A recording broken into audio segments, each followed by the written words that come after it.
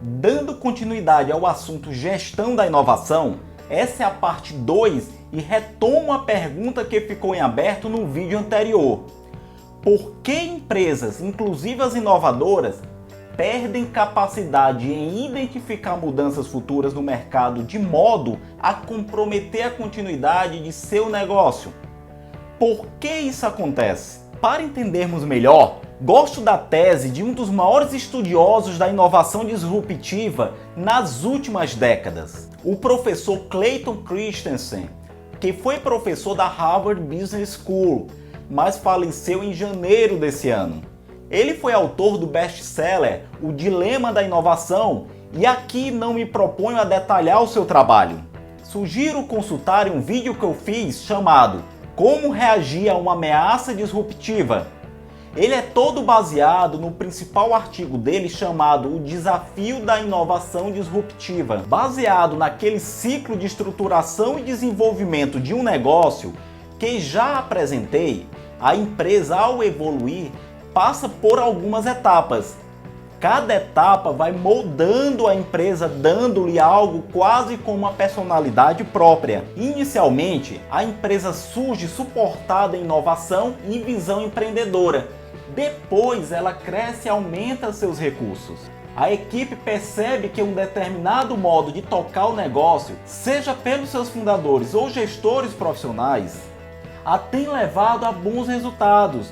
E isso é incorporado por meio de documentos que estabelecem os procedimentos de sucesso a serem seguidos. Além dessas regras escritas, talvez muitas outras até mais importantes ficam internalizadas na força de trabalho, de forma tácita, não escrita. O fato é que a empresa adquire um modo próprio de coordenar suas equipes, estabelecer comunicação e definir como se comportar. Toda empresa estabelece processos para poder gerar produtos e serviços com eficiência e competitividade. No começo, a empresa quer ter seu espaço no mercado, quer ter a chance de brotar em meio ao mundo dos negócios. Semelhante a nós, que recebemos educação na infância para moldar nossos comportamentos, ao chegarmos na adolescência, começamos a determinar o que é importante para nós, nossas preferências de moda,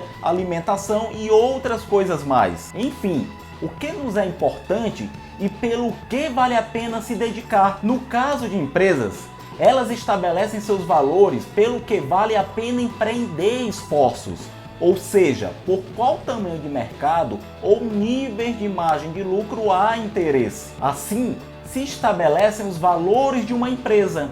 Quando o que se é importante para uma empresa se dissemina pela força de trabalho, cria-se uma cultura corporativa. As pessoas passam a ter autonomia e capacidade de decisão em um sentido que dá resultados à corporação. Tudo isso é fundamental e justifica o sucesso do negócio. E assim nasce uma empresa com capacidades próprias, com uma identidade própria.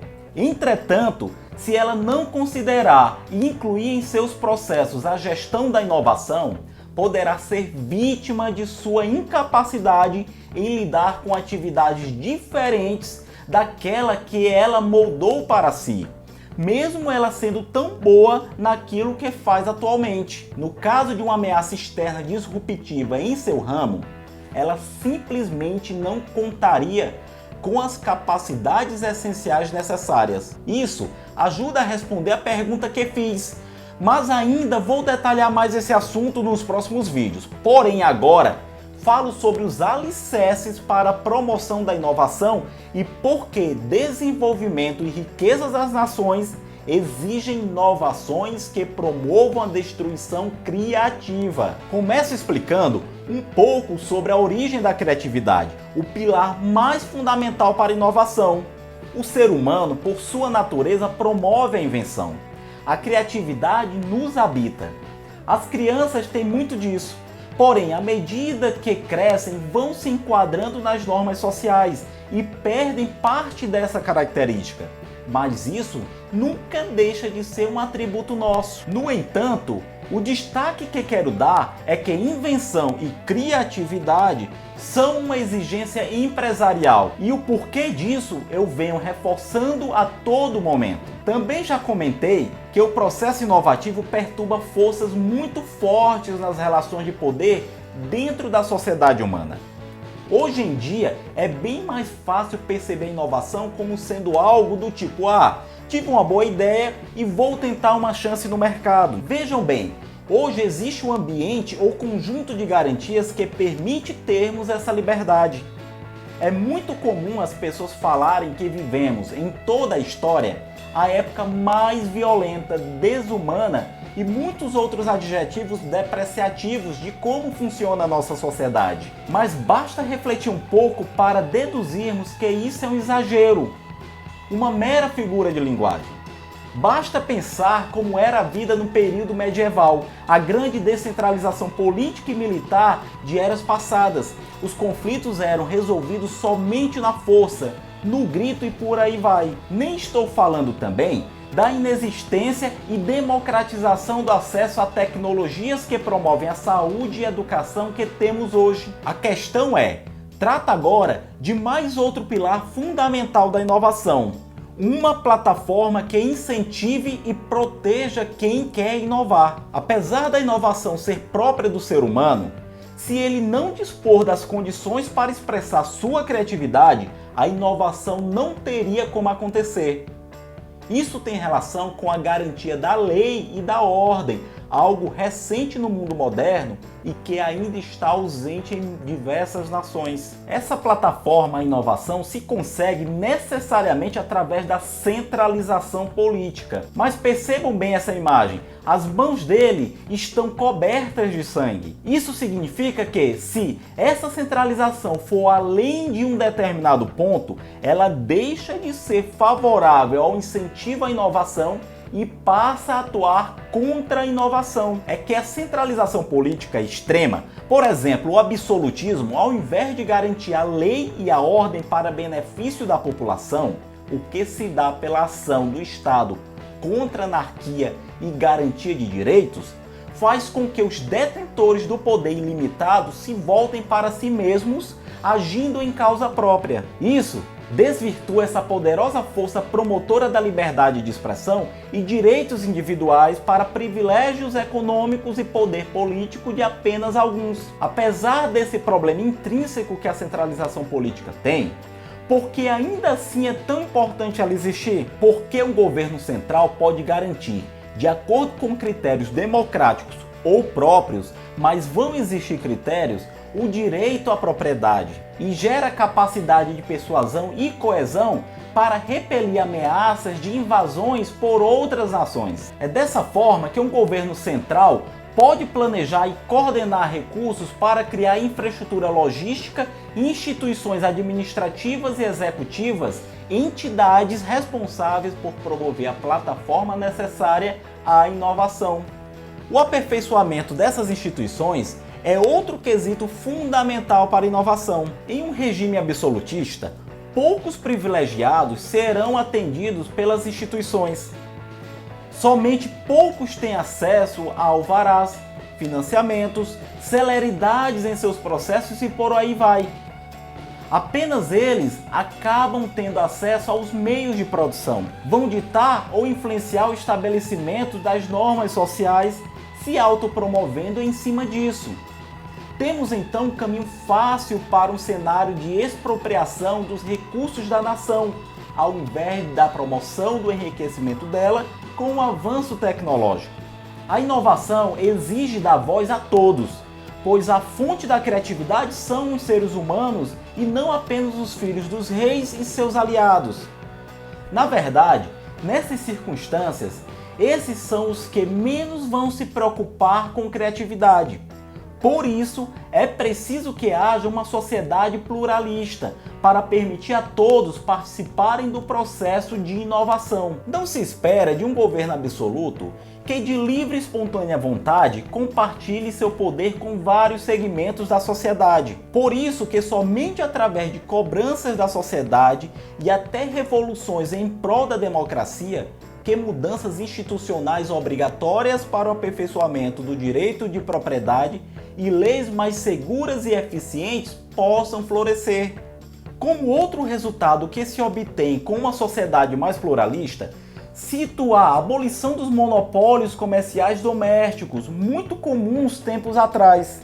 A quebra das barreiras comerciais como privilégios de poucos, aliadas a uma reforma fiscal abolindo tributos arbitrários praticados por quem concentra muito poder, inevitavelmente abre caminho para a democratização e monetização das inovações por qualquer cidadão. Se o interesse de muitos estão sendo respeitados, a ação do Estado na implementação da infraestrutura atende aos anseios inclusivos de quem deseja fortalecer o comércio e a industrialização. Em resumo, centralização política e sociedade pluralista com instituições fortes dão acesso a mercados, previsibilidade para planejamento de novos negócios, proteção aos empreendedores e infraestrutura para todos.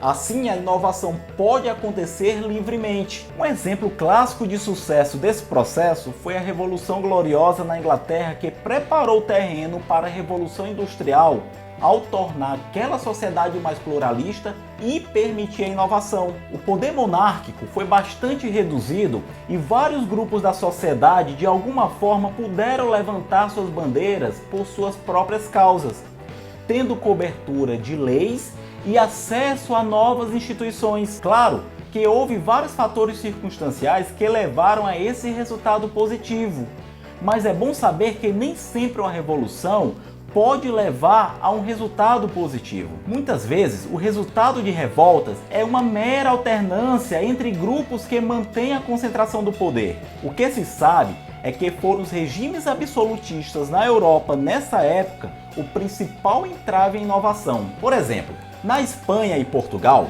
que estavam à frente da Inglaterra em termos de poder econômico, por se sentirem ameaçados com a Revolução Industrial, a retardaram ao máximo, e isso pode ser visto como um grande motivo para o enfraquecimento deles e fortalecimento da Inglaterra. Foi preciso outra revolução, a francesa, para que esses regimes caíssem e a Revolução Industrial pudessem chegar ao resto da Europa Ocidental. Não posso deixar de falar sobre os direitos de patentes. Patente é um mecanismo para que um inventor tenha proteção e exclusividade na exploração econômica de sua invenção.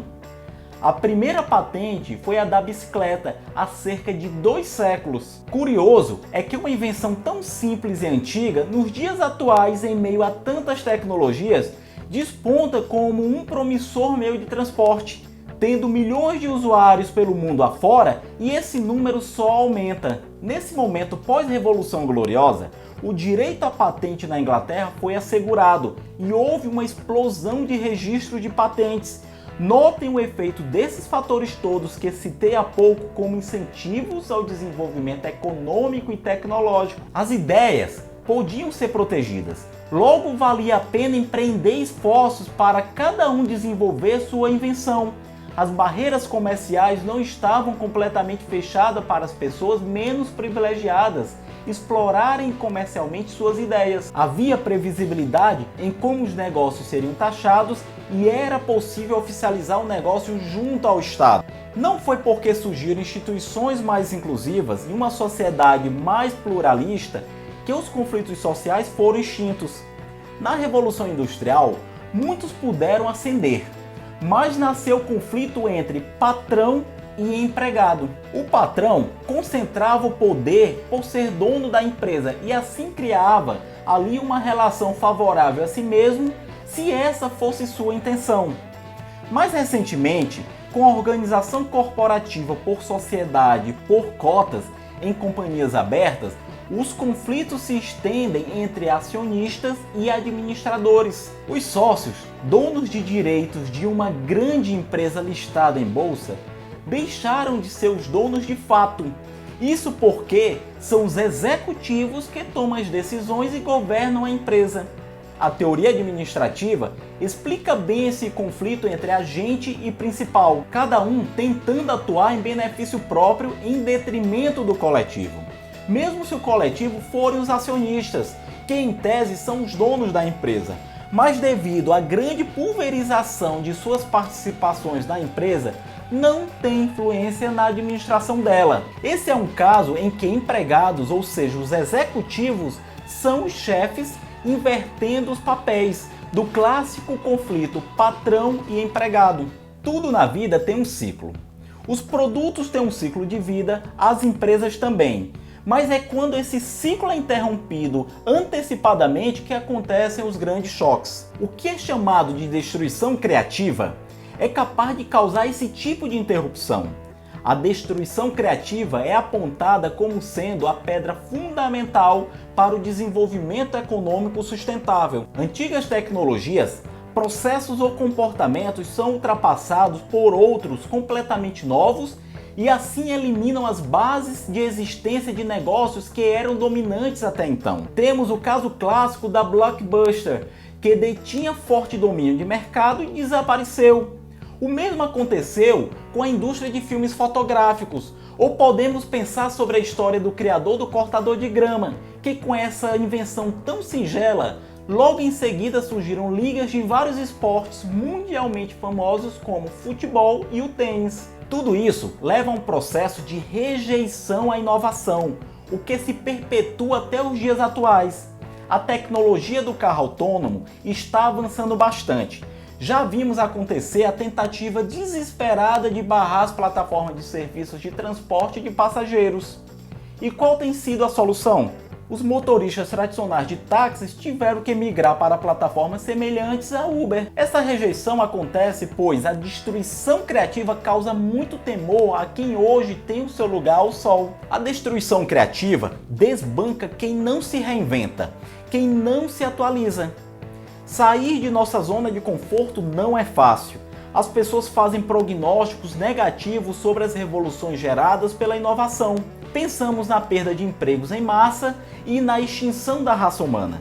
Existe um termo para isso, que é o ludismo. O ludismo foi um movimento pré-revolução industrial, marcado pela aversão e destruição das máquinas de tecelagem.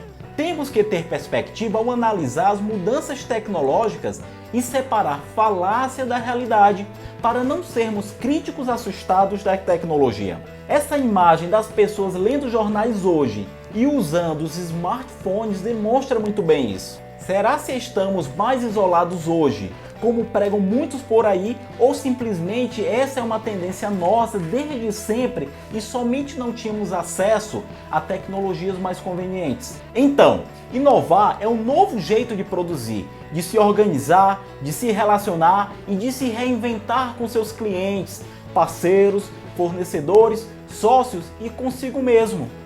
Não existe uma regra para isso, mas existem boas práticas. Essa série sobre gestão da inovação continua e falarei sobre essas boas práticas. Não deixem de ver a parte 3. Deixe o seu like e faça sua inscrição. Até o próximo vídeo.